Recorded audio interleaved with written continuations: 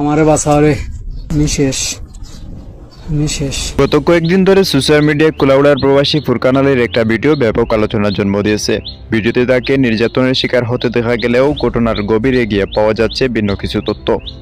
ফুরকান আলীকে নিয়োগকর্তার তথ্য মতে এই ঘটনাটা সম্পূর্ণ উল্টো চিত্র দেখা যাচ্ছে। ফুরকান আলীর পরিবারের পক্ষ থেকে নির্যাতনের অভিযোগ তোলা হলেও সম্প্রতি তার নিয়োগকর্তার সাথে সরাসরি যোগাযোগ করা সম্ভব হয়। সরেজমিনে দেখা গেছে ফুরকান আলীর শারীরের কোনো নির্যাতনের বড় চিহ্ন এই মুহূর্তে নেই। নিয়োগকর্তার দাবি তিনি তাকে মারধর করেননি। তবে কেন এই ভিডিওটি তৈরি হলো? আরবিও কইছে তুমি খামও করো না, কিচ্ছু করো না। আরবিও কই মারছে না, তুমি কও মারছে।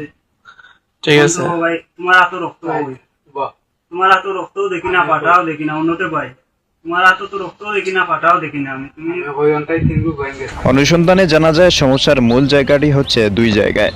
প্রথমত ভাষা না বোঝা। ফুরকান আলী নতুন হয়ে আরবি ভাষা একদমই বোঝেন না। মরুভূমির মালিকের নির্দেশ বুঝতে না পারায় তৈরি হচ্ছে ভুল বোঝাবুঝি।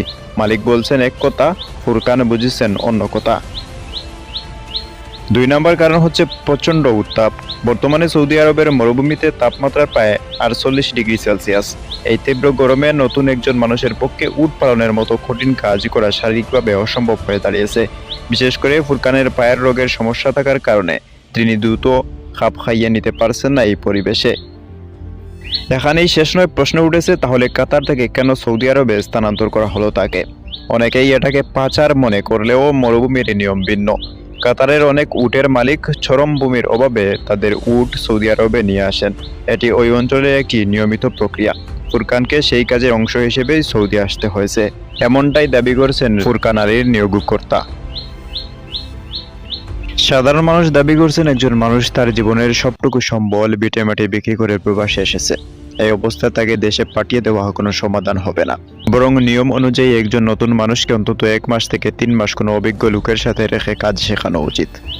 তারা আরও দাবি করছেন ভাষা না বোঝার কারণে তাকে একা মরুভূমিতে ফেলে না রেখে একজন দুভাষী বা অভিজ্ঞ বাঙালির সাথে কাজ শিখিয়ে এরপরে একা দেওয়াটা যৌক্তিক বলে মনে করছেন অনেকেই। আমরা আশা করছি নিয়োগকর্তা মানবিক হবেন এবং ফুরকান আলীও দ্রুত পরিবেশের সাথে মানিয়ে নিতে পারবেন। একজন রেমিটেন্স যোদ্ধা যেন পরিস্থিতির শিকার হয়ে নিঃস্ব না হন, সেটাই আমাদের কাম্য।